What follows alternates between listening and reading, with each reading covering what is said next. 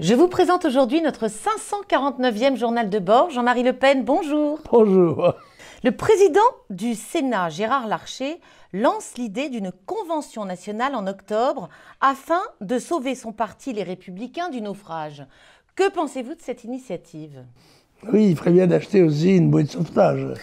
Parce que je crains que les initiatives de M. Larcher, très personnelles sans doute, n'auront pas l'efficacité qu'il en espère. Alors vous savez, Jean-Marie Le Pen, qu'à chaque fois qu'on a un échec électoral, on reparle de refondation. C'est oui, comme ça sûr. à chaque fois. Ça a été le cas, je voudrais terminer ma question, y compris après l'échec de Marine Le Pen à l'élection présidentielle, où on a refondé le Front National pour en faire le Rassemblement National. Est-ce qu'il y a une fatalité de la refondation quand on a un échec ou une déception? Non mais écoutez, on parle toujours de l'échec de Marine Le Pen aux élections présidentielles. Comme il n'y a que deux candidats, il y a l'élu et son adversaire, qui est forcément battu. Par conséquent, ça n'est pas une défaite au sens proprement politique du terme. C'est une défaite tactique. Bon, ben, à partir de là, il n'est pas nécessaire de faire une refondation. Mais enfin, ça plaît toujours aux militants qu'on fasse quelque chose de nouveau. Par conséquent, c'est nouveau, c'est très beau, c'est bien, c'est jeune, c'est dynamique. Est-ce que ça n'explique pas la désaffection des électeurs? Parce que les gens finissent par ne plus y croire. Oui, vous savez, à force, je rappelais l'autre jour que le Front National avait participé à 61 élections différentes depuis 1972. C'est-à-dire que les électeurs ont eu l'occasion, éventuellement, d'être blasés par nos échecs et aussi par nos succès. Parce que, à la vérité, l'activité, l'action, finit par blaser de la vie. C'est comme ça.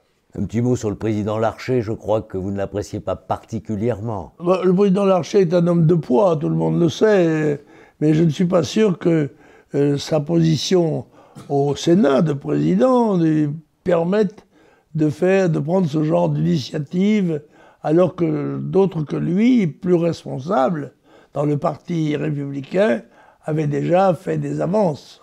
Il y a l'argument des territoires. Se relever à travers les municipales parce que les Républicains ont un très grand nombre de sortants au niveau des régions, au niveau des départements, au niveau des grandes villes, et qu'il y a là l'espoir de s'accrocher au terrain pour combattre la mauvaise image nationale. C'est vrai, chacun présente son menu et M. Larcher est un connaisseur en la matière.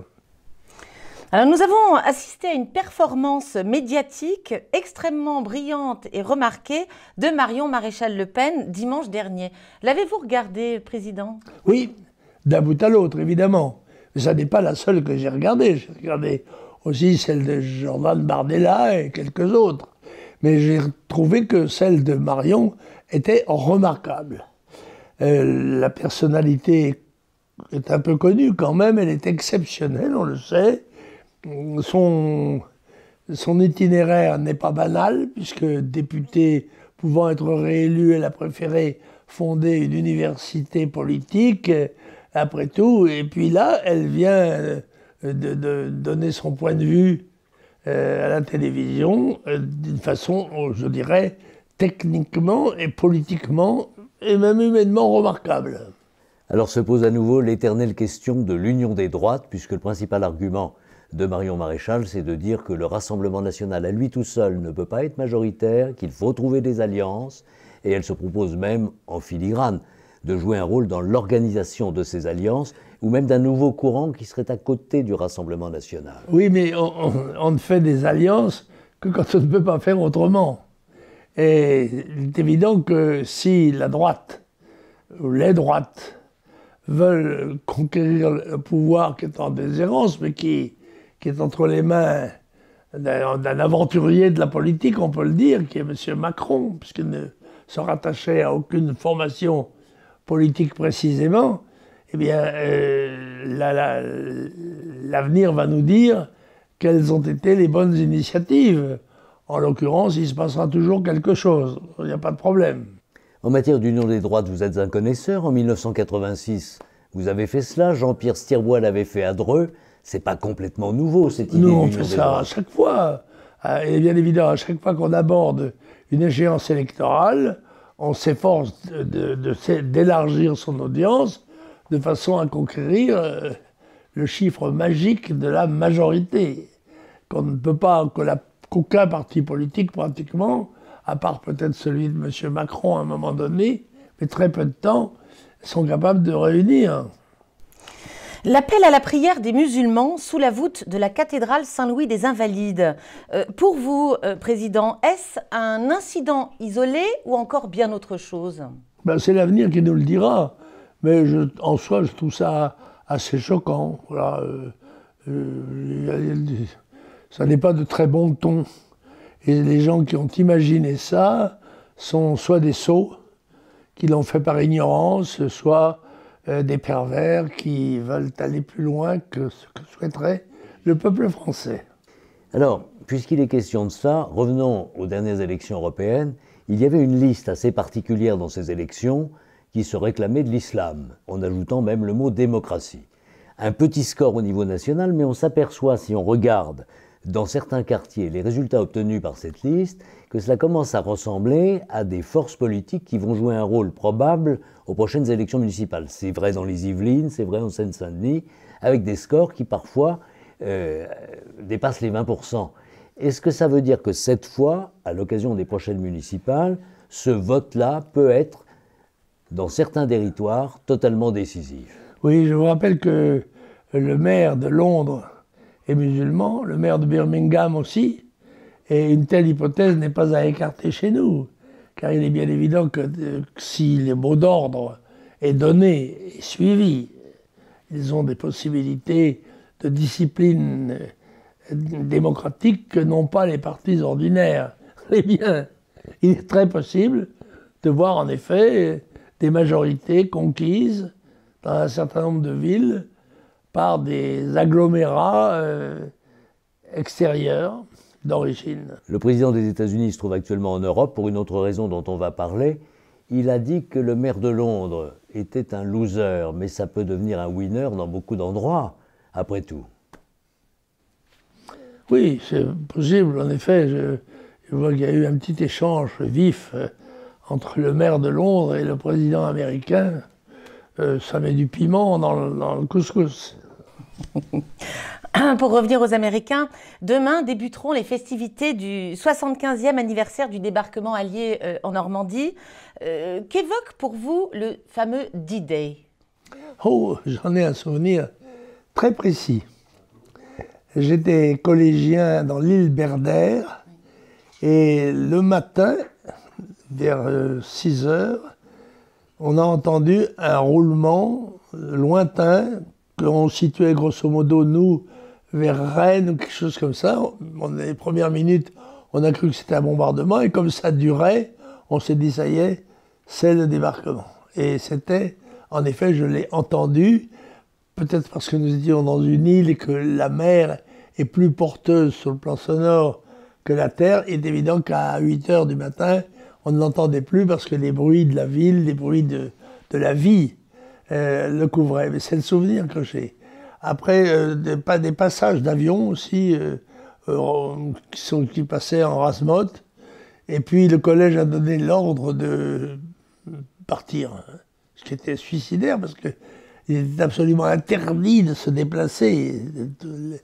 Les gens étant des cibles sur les routes, le collège a licencié l'ensemble des internes et tout le monde est parti rentrant chez soi. Moi, le premier en vélo à la Trinité. Bon, c'était le début d'une période qui allait être certainement agitée. Mais je vis comme tout le monde les films qui retracent ce débarquement, le plus grand de l'histoire de l'humanité, je crois, le plus grand. Moi, j'ai participé au deuxième, plus grand, qui est en Égypte, à Suez. Mais là, c'est évident que tout était préparé pour un choc frontal de dimension titanesque, puisque ça a commencé d'abord par des tirs d'artillerie navale, tous les bateaux de guerre américains tirant sur les points de résistance et les blocos allemands, souvent marqués par les renseignements de la résistance. Ils ont été canonnés pendant plusieurs dizaines de minutes. Puis ensuite, les bombardiers, l'aviation est arrivée, qui, à elle, s'attaquait à tout ce qui bougeait, si j'ose dire, toutes les voies de communication, les gares, les points de rassemblement, évidemment les unités en manœuvre. C'était un enfer. D'ailleurs, la Normandie a été crucifiée, puisqu'elle a perdu, je crois, près de 14 000 civils pour le D-Day. C'est énorme si on le compare aux chiffres de combattants tués. D'autant que je rappelle que les Alliés vont rester bloqués, en quelque sorte, en Normandie pendant 2 mois au moins, et ne feront leur percée qu'au mois d'août. Donc les combats vont durer, et évidemment les civils, eux, ont toutes les occasions de prendre les mauvais coups, de tous les côtés, mais essentiellement d'ailleurs les Alliés. Ce sont les Alliés qui ont la maîtrise du ciel, ce sont les Alliés qui ont la maîtrise de la manœuvre. Les Allemands sont en défensive, et les combats sont terribles, on le sait. C'est un souvenir qui est assez funèbre pour moi, parce que je pense, moi, aux milliers de morts français, les destructions. Pratiquement toutes les villes de Normandie sont détruites, et les voies de chemin de fer, les routes, les ponts, etc. Tout ce qui a un caractère un peu stratégique est systématiquement détruit, sans considération des populations civiles, c'est vrai. On peut même dire un mot d'ailleurs sur le comportement des Alliés qui ont failli se trouver en situation de confrontation avec les Français parce qu'il y a eu beaucoup d'exactions. Il y a eu beaucoup de silence sur ces sujets-là très longtemps, mais on commence à en parler maintenant de la conduite parfois des soldats américains avec la population civile française. Ça fait partie des bavures des opérations militaires. Un autre souvenir me revient, c'est notre camarade Camaret, notre ami qui a été député du Front. Camaret était compagnon de la Libération, et il faisait partie, lui, de petits commandos de 2 à 3 parachutistes qui étaient chargés de faire du sabotage des voies de communication, et en particulier des chemins de fer. Et il a, lui, Michel de Camaret, et un camarade de Paris aussi, dont j'ai oublié le nom aujourd'hui, il sabotait la ligne de chemin de fer de Redon. Et la nuit, et le jour plutôt, il se cachait dans un compteur électrique, là, comment ça s'appelle, un transformateur. Un transformateur, voilà. Personne n'est jamais venu les chercher. La nuit, ils sortaient, ils allaient mettre des explosifs sur les rails du chemin de fer. Et il a gardé l'idée du transformateur en devenant de compagnon de la libération gaulliste, député européen du Front National. Ah oui, noble transformation. Alors ce week-end, Président, les chrétiens, les catholiques fêteront la Pentecôte. Et à cet effet, le pèlerinage annuel entre Paris et Chartres, et puis Chartres et Paris, eh bien, va débuter dès samedi matin. Départ à Paris, non pas depuis Notre-Dame, car comme on le sait, les chrétiens ne peuvent pas se stationner devant, mais il va démarrer depuis l'église Saint-Sulpice jusqu'à Chartres. Pendant 3 jours, les catholiques prieront, chanteront et marcheront. Je sais que vous êtes très attachés chaque année à ce pèlerinage, donc vous vouliez leur dire un petit mot? Par l'esprit, parce que mes jambes ne me portent plus. Oui. Mais je vois qu'on part de Saint-Sulpice, une des 2 églises de Paris qui a brûlé cette année, oui. N'est-ce pas? Et j'admire ce dévouement et cet engagement de ces 2 défilés, en quelque sorte, ces 2 pèlerinages. 2 pèlerinages qui se croiseront. L'un qui vient de Chartres, qui va à Paris, l'autre qui vient de Paris et qui va à Chartres, décidément. La boucle est bouclée. Voilà. Merci infiniment, cher Président. Et à la semaine prochaine. Merci Jean-Marie Le Pen. À la semaine prochaine.